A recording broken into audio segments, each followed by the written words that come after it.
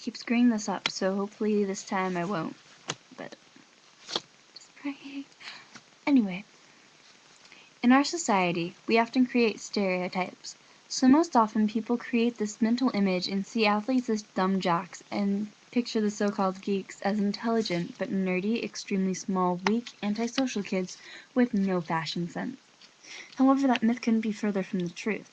In reality, sports don't only help you physically, but they play a huge role in academics as well. Exercise also can help relieve stress, help prevent kids from getting into drugs or hanging out with the wrong people, stimulate brain activity, help you live longer, and will increase your serotonin levels, causing you to live a happier life.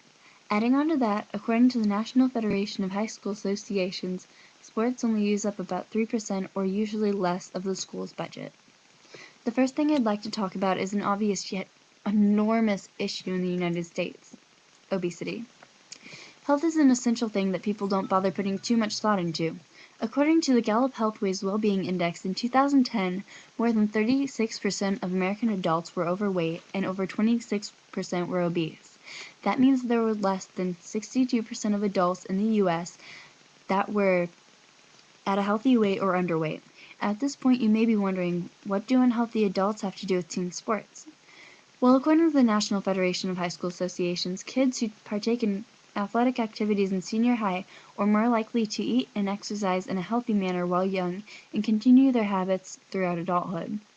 This is extremely important. Not only will you live longer, but exercise and healthy eating patterns will increase your serotonin levels. This was proven in a study done by students attending the Banaras Hindu University. In their study, they had a control group where there were normal rats that did not run on a wheel. The independent variable was when they started making the rats run on the wheels. Afterwards, they tested the rats for their 5-HT or serotonin levels to see which one had higher levels.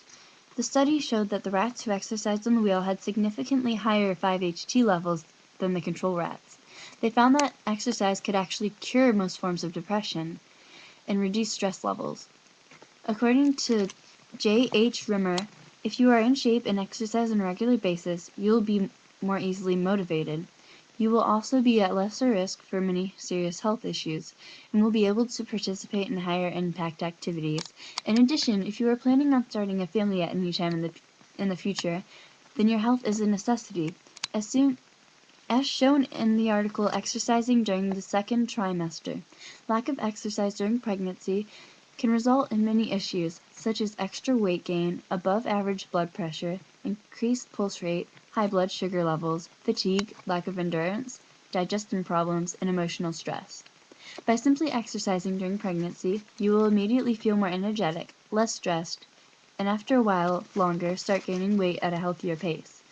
Once you get to the point that you're giving birth, you will be more mentally prepared and will be able to push more effectively during delivery. Once your baby is born, you will gain your pre-pregnancy body back much faster. If you're planning on starting a family, you would want your child to be the very best they could be. You would also want your child to have a balanced relationship with you. A study completed by the National Federation of State High School Associations proved that kids, and especially teenagers, enrolled in sports usually have a stronger relationship with their parents than kids who are not. Sports parents are usually more involved in their child's life also. In a 1989 study by the Women's Sports Foundation, a nationwide study, the results indicated that athletes are in most cases more involved in their school and tend to stay more involved in their community after they're through with high school. The U.S. Department of Education's High School and Beyond study says that girls and boys both receive the same amount of benefits from sports. A survey sponsored by the National Federation of High School Associations was handed out to the principals in all 50 states. Results showed 95% of principals believed that participation in activities teaches valuable lessons to students that cannot be learned in a regular class routine. 99% agree that participation in activities promotes citizenship. 95% agree that activity programs contribute to the development of school spirit among the student body. 76% said they believe the demand made on students' time by activities is not excessive. 72% said there's a strong support for school activity programs from parents and the community at large. Additionally, as shown by Teresa McIntyre, teens that are in sports that have a better body image and more self-confidence. A study done by Kiana Sutton confirms that suicide mostly occurs with teens, and nowadays thoughts of suicide aren't exactly rare. However, teens in sports have a much lower suicide rate. They also are more social and make friends more effortlessly. Another massive affair that high school sports help accomplish is academic success. The public expects schools to help a child gain many skills. Some of the skills are produced throughout sports, as reported by the National Federation of High School Associations, include teamwork, sportsmanship, winning and losing, the rewards of hard work, self-discipline, and the skills to handle competitive situations. They also said that sports are not a diversion, but rather an extension of a good educational program. Students in sports have a higher GPA than those who are not and have less discipline problems. Research conducted by Skip Dane reveals that boys who participate in athletics do better in school, do not drop out, and have a better chance of getting through college by a 2-to-1 ratio.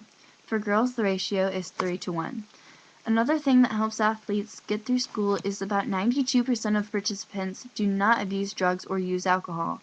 Skips also says sports participants take above average and average classes, and sports participants receive above average grades and do above average on skills tests.